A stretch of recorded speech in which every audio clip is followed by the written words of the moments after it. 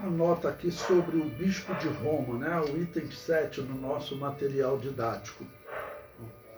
Bom, vocês se lembram que eu venho falando lá desde os anos 150, 160, o Bispo de Roma ele vem reivindicando supremacia, mas eu mostrei para vocês que lá no ano 150, 154 mais precisamente, não, quando Policarpo, que era a grande liderança da igreja naquele período, ele tinha sido discípulo de João, então, historicamente é comprovado, ele é a grande referência até pelos documentos, as cartas que ele escreveu. Ele se reuniu com o bispo de Roma, porque o bispo de Roma já estava fazendo alterações doutrinárias, proféticas, como no caso da doutrina da Páscoa, tá bom? E até hoje as pessoas seguem esse engano. Se você chegar numa igreja e perguntar para os irmãos, até hoje as pessoas seguem a data da Páscoa estabelecida pela Igreja Católica. E é sempre bom enfatizar que eles fizeram a data da Páscoa de maneira que ela nunca aconteça na mesma data da Páscoa bíblica. Por quê? A Páscoa bíblica ela tem que acontecer sempre na lua cheia. Porque conta a partir da lua nova, 14 dias, sempre cai na lua cheia, né? Tá bom? E já a Páscoa católica, a exigência dela é no primeiro domingo após a lua cheia. Ou seja, existe uma série de critérios, tal, mas tem que ser depois da lua cheia. Não pode cair na lua cheia. Então eles vinham fazendo diversas alterações. Policarpo conversou com ele, bom, ele não aceitou, eles se separaram, cada um manteve a sua postura. Irineu de Lyon criticou o bispo de Roma, que Irineu de Lyon era discípulo de Policarpo, né? E outra referência também. Ele criticou o bispo de Roma por ele querer excluir aqueles que não seguiam a Páscoa que eles estavam estabelecendo. Não? Então eles diziam ter a primazia, ou seja, ser a igreja escolhida por Deus. Não era. Não era. Se o bispo de Antioquia falasse isso, ainda poderíamos relevar, né? De Jerusalém, que nesse período, 150, já estava destruída, então, como cidade, mas, segundo a história, tinha igreja lá, as pessoas viviam, né, em volta de Jerusalém.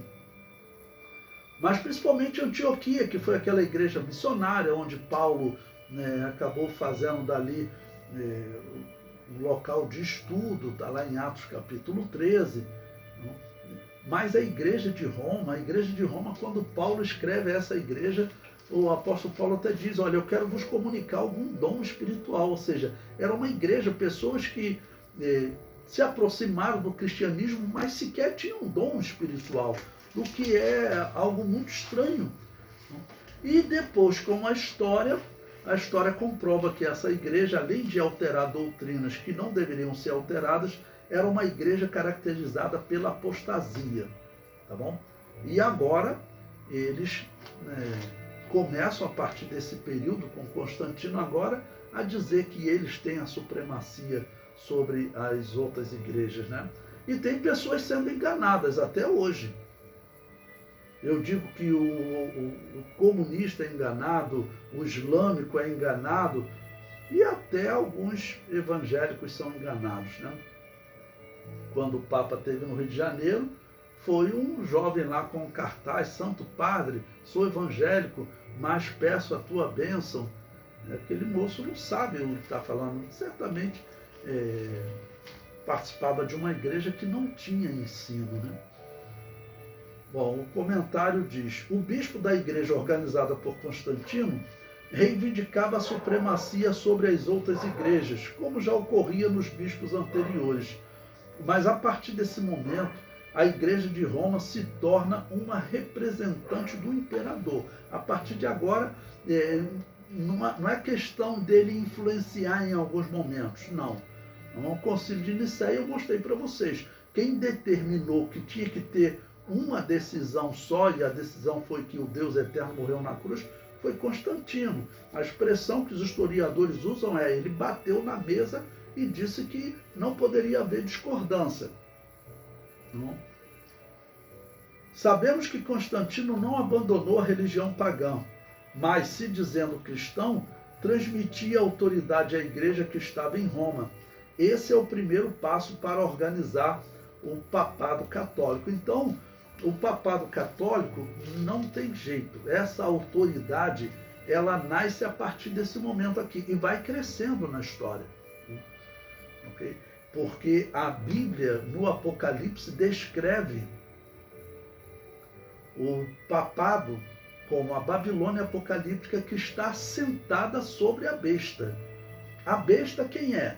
A besta é um poder político. Isso é visto pelas 4 bestas que aparecem lá em Daniel capítulo 7, sendo um poder político, o governo da Babilônia, o governo da Pérsia, da Grécia, e a 4ª besta lá é o Império Romano, que aparece aqui no Apocalipse. E diz que ela estará sentada até sobre a besta, que também vai estar sendo governada pelo anticristo.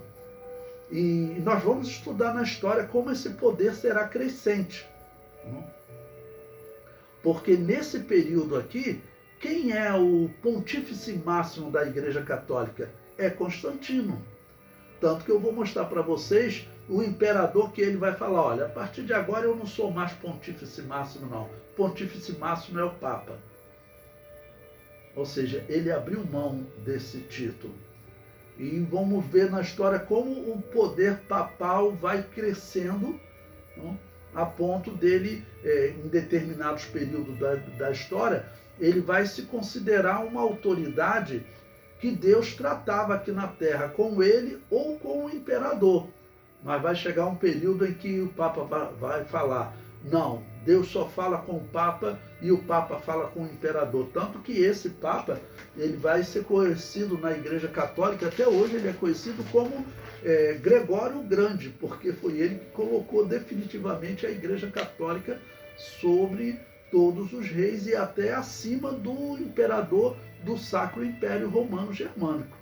Não?